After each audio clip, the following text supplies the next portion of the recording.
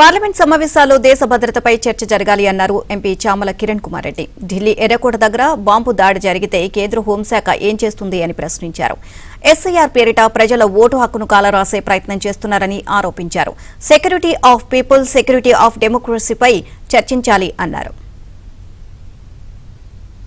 ఈ సెషన్ కేవలం 15 రోజులు మాత్రమే ఈ బీజేపీ ప్రభుత్వం, ఈ ఎన్డీఏ ప్రభుత్వం పెట్టడాన్ని చూస్తుంటే వాళ్ళకి ఎట్టి పరిస్థితుల్లో ఈ యొక్క డిసెంబర్ వింటర్ సెషన్ లో ఏమాత్రము చర్చలు జరగొద్దనే విధంగానే పెట్టినట్టుగా కనపడుతుంది. ఎందుకంటే ఈరోజు భారతదేశంలో చాలా ఇష్యూస్ మీద చర్చించాల్సిన అవసరం ఉంది ఈ పార్లమెంట్ లో.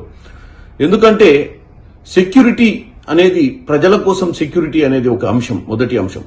ఎందుకంటే ప్రజలకు ఈరోజు ఎర్రకోట దగ్గరనే బాంబ్ బ్లాస్ట్ జరిగే పరిస్థితి వస్తే మరి హోమ్ అఫేర్స్ ఏం చేస్తున్నట్టు? మరి ఇది జరగాలి కదా చర్చ. దాంతో పాటు ఈరోజు డెమోక్రసీ మీద సెక్యూరిటీ అంటే ఏదైతే ఓటు హక్కును వినియోగించుకునే పరిస్థితి ఉన్నప్పుడు ఎస్ఐఆర్ పేరిట మీరు ఎంతో మంది ఓటు హక్కులను కాలరాసే ప్రయత్నం చేసి మీరు అధికారంలో పర్మనెంట్ గా ఉండాలన్న ఆలోచనతో ముందుకు పోయే విధంగా ఉంది. అంటే దాని గురించి కూడా ఈరోజు సెక్యూరిటీ ఆఫ్ డెమోక్రసీ అంటారు.